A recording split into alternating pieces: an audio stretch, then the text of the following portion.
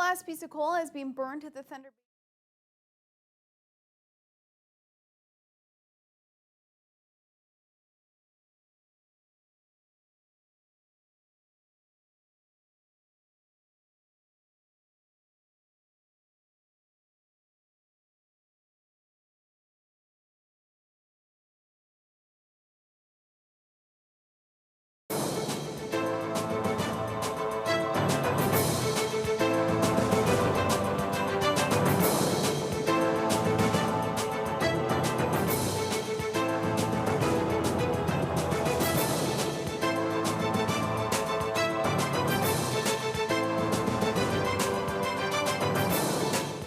And thanks for watching.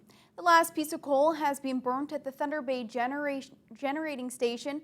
On Tuesday, the province announced Ontario is now the first jurisdiction in North America to fully eliminate coal as a source of electricity generation. But it's not a day for celebration, according to the Regional Energy Task Force. A large supplier of power in the Northwest is now offline, and jobs will be moving out of the community. Jonathan Wilson has more. The last bucket load of coal at the Thunder Bay generating station was burned last week. The OPG plant on Mission Island has been up and running on coal since 1963. Regional plant manager Chris Freilich says it's a bittersweet day. While that chapter in our history comes to a close, we're excited about what it means for us from here on into the future with the introduction of advanced biomass and the future of the station. So there's definitely some mixed emotions by myself and the staff. The Liberal government says Ontario has fulfilled its commitment to end coal generation in advance of its target of the end of the year. But Ian Angus feels the province is being hypocritical about the milestone. According to the co-chair of the Energy Task Force, the province continues to purchase power produced with coal from other jurisdictions. It's not a day to celebrate from that perspective. The fact that we're losing 45 jobs to Southern Ontario with a $4 million payroll hit to the community of Thunder Bay is not something to celebrate. Work is now underway to convert the local plant to burn advanced biomass. If a fuel supply is secured and approvals are in place, Freilich says the plant could be back up and running by January 2015. But what happens beyond the 5-year agreement to burn biomass remains an unknown. I'd like to see a future beyond the 5 years, and I guess ultimately that'll be somewhat dependent on the change in the demand here in the Northwest. So if that does pick up and there is a new need from new mines and other sources, anything's possible. The Energy Task Force continues to believe the plant must be converted to natural gas, so there is the ability to produce 300 megawatts of power. We have evidence that says we're going to need that kind of power starting in about 2017, 2018, in order to make sure that all these mines that are working their way through the planning process will be able to come online. Jonathan Wilson, TBT News. The Ontario New Democrats are demanding the Liberal government reveal their plans to meet the Northwest's energy needs. According to NDP leader Andrea Horwath, the failure to convert the Thunder Bay generating station to natural gas shortchanges the region of its energy needs. The planned conversion of the local plant from coal to biomass arose at Queen's Park this week. Horwath says Northerners, like all Ontarians, will be paying through the nose for the Liberals' $1.1 billion gas plant scandal. They agreed to have an additional meeting. To add insult to injury, a government that reneged on a promise to convert the Thunder Bay generating station to natural gas is now refusing to allocate sufficient biomass supply to enable the plant to provide the energy the Thunder Bay needs. Does the government have any plan whatsoever to ensure that Thunder Bay residents and businesses Municipal Affairs and Housing come to order, please. they critically need?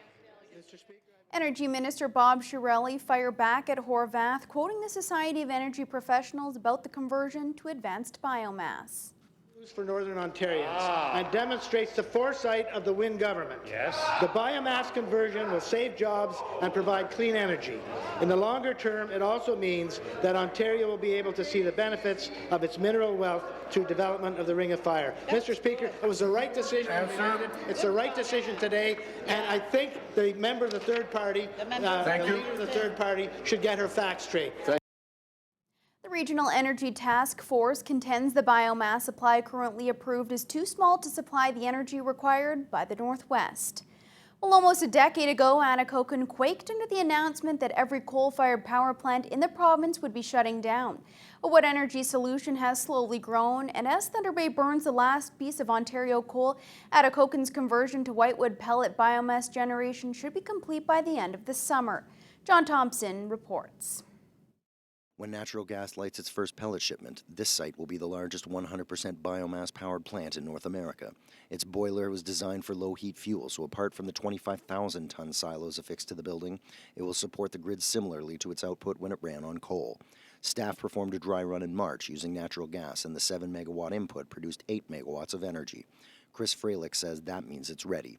Freilich is the regional plant manager for Ontario Power Generation's Northwest operations. He sees this plant transformation as Northwestern Ontario growing into a class of its own. When you look at the Thunder Bay conversion to advanced biomass and then Anacocan to whitewood pellet biomass, it really paints the Northwest into a very favorable region from a renewable perspective. We're going to be a very unique region and sort of at the forefront of what to do with being renewable generation.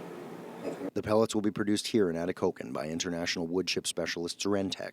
Rentec has purchased a train it's teaching new employees to use that will feed an industrial system built on the site of a former particle board plant. Site manager Bill Carson says his team is on schedule to ship biomass pellets by summer's end, and he intends to use every bit of fiber to create energy. In a sawmill or an OSB mill, engineered lumber mill, you're not using, I should say, all the piece of wood for the process. Here we can use everything from the branches to the small stems. We separate it. We take some white wood to our pellet processing position. The rest is the bark that we use in our burner system to supply the heat to the dryers to be able to dry this process. All of that is good news for Anacocan, according to its mayor. For Dennis Brown, the next benchmark after the energy supply becomes available is stimulating industrial demand. Industry wants safe, and reliable power, and they want it at a cost-effective basis too. That's where it gets a little fuzzy, but we're hopeful that over a period of time, like they do have the industrial rate now in Ontario, and that's helpful for the mines and the pulp and paper industry and so on. We're hopeful that as time goes by, somehow those rates can, even come down to some. We know that's a high cost of doing business in Ontario right now, and hopefully that's going to be changed a bit. The Anacocan plant has a contract for 150,000 megawatt hours, about 10% of its capacity if it ran full bore, full time, with a region-wide industrial boom poised to swing this decade, including a mill and 2 mining ventures nearby. Anacocan's new biomass plant could be the campfire heating this district's economy. John Thompson, TBT News. Well, a 71-year-old Dryden woman is the region's newest millionaire. Marie Martin bought her Lotto 649 ticket in Thunder Bay. She says she thought she won $10,000 until the retailer showed her the slip worth $1 million. The mother of 6 and grandmother of 10 says she will invest her winnings and keep the money in the family.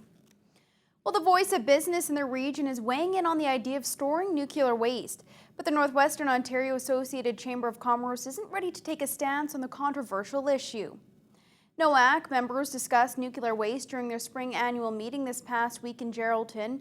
A number of chambers the group represents are in communities currently involved in the nuclear waste management organization's Learn More process.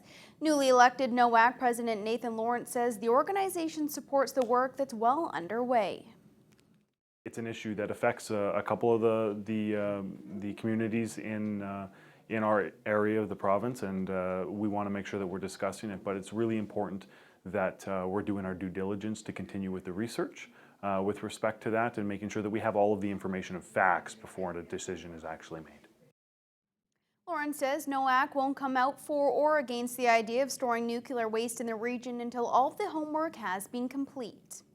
Well, the future of Fort Frances is greater but smaller.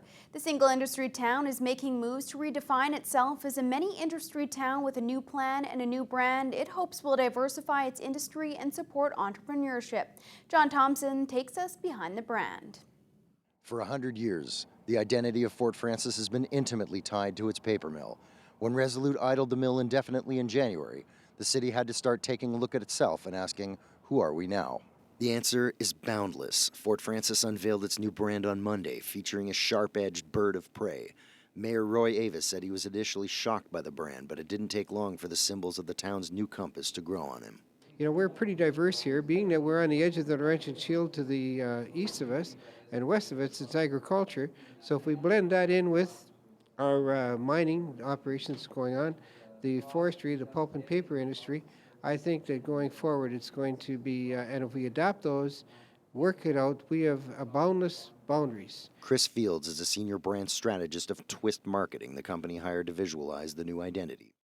His imagery intends to leave Fort's primary industry focus behind, but modernize and diversify the proudly industrial economic focus. A number of initiatives have to take place in economic sectors to make that happen, but most importantly, what is required in Fort Frances is a culture of entrepreneurialism, perhaps at smaller scale than has happened in Fort Frances for a generation or two generations, associated with more like a mill community. The driver of economy in Canada now is small, medium enterprises. Independent entrepreneurs are more and more important these days. And nurturing that culture of entrepreneurialism is a key path forward. Fort Frances Economic Development Officer Tanis Drysdale calls the logo iconic, arguing it represents the vision of Fort Frances as the entrepreneurial industrial capital of northwestern Ontario. We have the most affordable land in northwestern Ontario and the lowest power rates in Ontario. I think we have a lot of assets being a border community and a lot of history, and we value industry. That's who we are. We're the meeting of the forest and industry, and we make things from the land.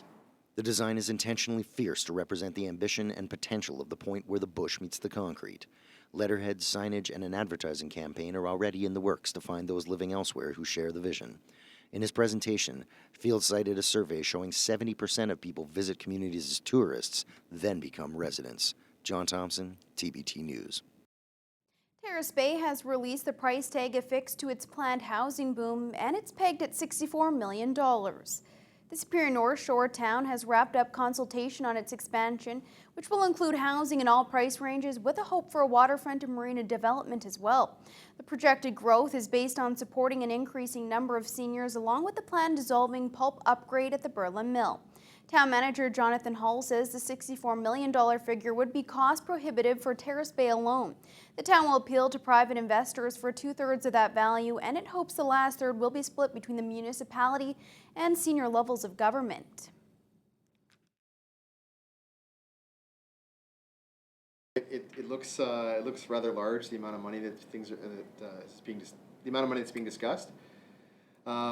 But the thought is that this wouldn't go forward without a private sector partner or developer coming in to do it. At the same time, if the numbers work out properly, it's approximately $20 million investment from the municipality. Reality, that's $20 million investment from all levels of government.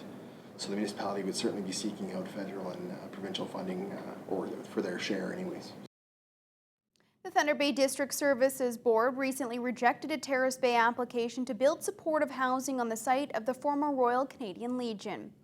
Well, coming up after the break, hunters across Northern Ontario are facing a big reduction in moose tags for this fall. That story next.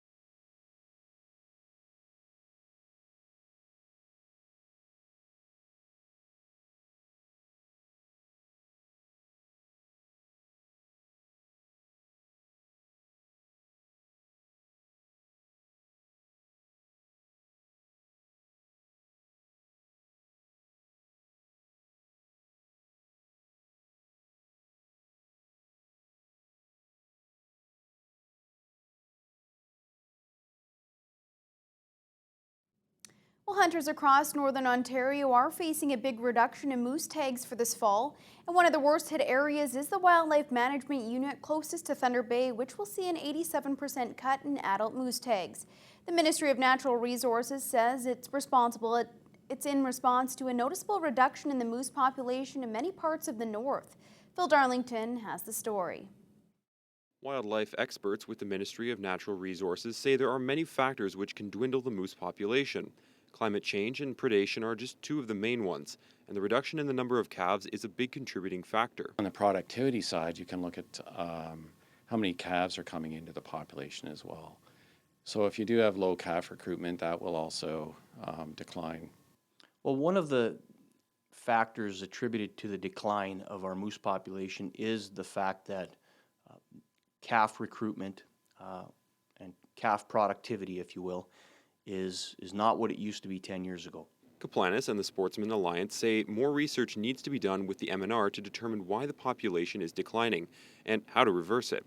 There is, of course, an argument that hunting is responsible for a decline in the population, but it is not being looked at as the primary reason. Looking at population demographics, we are moving to reduce bull tags relative to cow tags, and as harvest is a likely factor, a contributing factor, but not, likely the sole factor. Hunters acknowledge that, and we play a conservation role, and we'll do our part to see that moose management turns around and that the population goes upward, because after all, our moose hunting future for my children, my grandchildren, depends upon what we do today to improve the moose population. Across Ontario, the number of moose tags being made available will drop by about 18%. The Ontario Federation of Anglers and Hunters says it was shocked by the announcement and says that the MNR should have looked at all other management options before hitting moose hunters so hard. Phil Darlington, TPT News. Two animal rights groups are taking the Ontario government to court in an attempt to stop the planned spring bear hunt before it begins. Animal Alliance of Canada and Zoo Check Canada have filed an application for judicial review and a notice of constitutional question, which are set to be heard in court on April 29th. The Wynne government says a pilot project to reinstate the spring bear hunt will start May 1st and run for 6 weeks in 8 management areas, all near northern Ontario's largest cities. The animal rights groups are hoping the court will at least delay the start of the hunt until it can rule on their legal actions. The hunt was cancelled in 1999 by the Harris government, which said it was the only acceptable way to ensure bear cubs weren't being orphaned. The Ontario Federation of Anglers and Hunters says it doesn't want big city animal rights extremists to derail the hunt. The Wynne government says the pilot project is being carried out in response to growing complaints about nuisance bears and the impact on public safety in the north.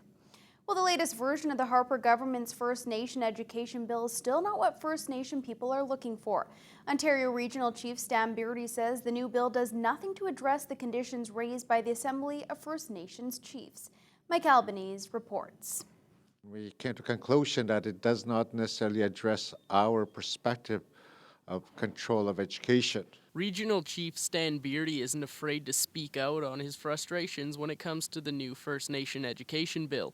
This stems from a meeting back in the fall when the Ontario Chiefs Assembly was held, and a united decision to reject the federal proposal on the First Nations Education Act was decided. This was done to try and assure they would have control over their own education system. Now that a new bill has been released with still no input from First Nations chiefs, there are even more discrepancies. Beardy says until proper consultation takes place between the government and the First Nations people, no new bill will solve anything. What I'm suggesting here is that I'm told the old effort, the First Nation Act, is a dead issue. This is a new bill. Therefore, I feel that we need to have proper consultation with the target group, First Nation people, to make sure this is what we're looking for to improve access to quality education for our young people. Beardy says in December they came up with 5 conditions for the new bill, and none were included. He understands their jurisdiction will have to interlink with provincial standards, but they also need the control to decide what's best for their future children, and they know that when decisions were made without their input in the past, nothing went right. If First Nation people do well, all of Canada will do well. And I think that's the investment we're looking for. We're looking for support from the rest of the society to make sure that our perspectives of what education means to us is what we're trying to push forward. It's not aside from outside anything else. It's to integrate into larger society, but at the same time maintain our cultural identity. Beardy went on to say that First Nations have much more innovative ideas on how a collaborative approach would serve their students better, but that can't happen until they are involved in the direction of the bill. Mike Albanese, TBT News. Atikokan has scaled the ambitious plans for its arena back to zero for 2014. A plan to replace the aging Atikokan Community Arena with a new arena and event center have been scuttled due to a lack of federal and provincial funding partners. The construction the municipality aspired to begin this summer has been suspended. Even to fix the aging pipes, expand the ice surface, and construct dressing rooms, the town of 3,000 people would be facing a $5 million price tag. Mayor Dennis Brown says the infrastructure is on the verge of giving away and says Atikokan counts on its arena both economically and socially. It's most unfortunate that the provincial and federal governments don't have a plan where we can apply to fix up arenas. You know, they're an important asset of every community in Canada, you know, especially in the north. That's the hub of the activity in the wintertime. We have to have an arena. So this is what we're up against. Somehow we've got to make it happen. We've got 1 year to do it. Brown says once funding is in place for the redesigned expansion, it should last between 3 and 4 decades. Well, coming up, science on diabetes, pictographs, and the Northern Lights barely scratched the surface of this year's Aboriginal Science Fair at Confederation College.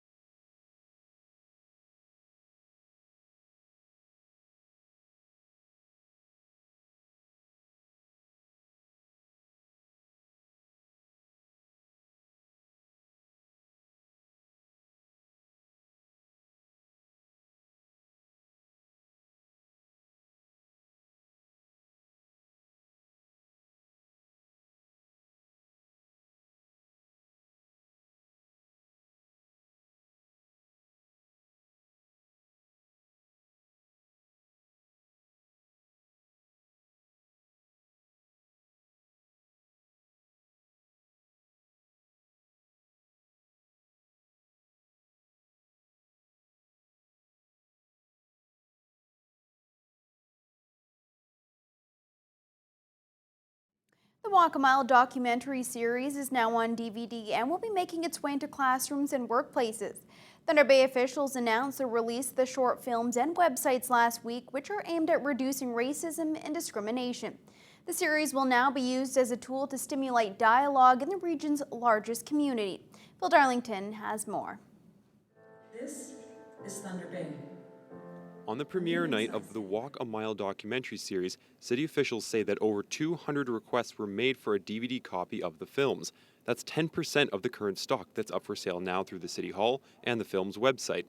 City Clerk John Hannum has been with the project since its inception, and he sees the film as a tool to change the way people think.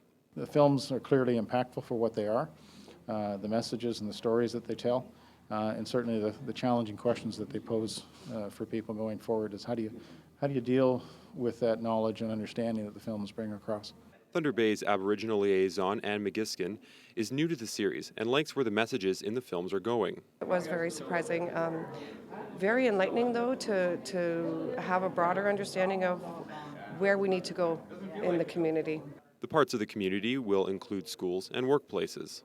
Grades 7 and 8 up is, certainly suitable target audience. So throughout high school and certainly at the college university level, in terms of promoting dialogue and discussions about the issues that are explored in the films. In each of the films that are in the DVDs, so each 5 of the films will have curriculum that's developed to go with them, and it'll just help to break the messages down so that there's broader understanding, and also develop more community conversations to go with the films. That curriculum will be developed in part with facilitators, which are partially funded by the proceeds of the DVD sales. Hannum also says the short films will be submitted to a few documentary film competitions, and they are looking into screenings for other communities outside of Thunder Bay. Phil Darlington, TPT News. Thanks for watching. We'll see you next time.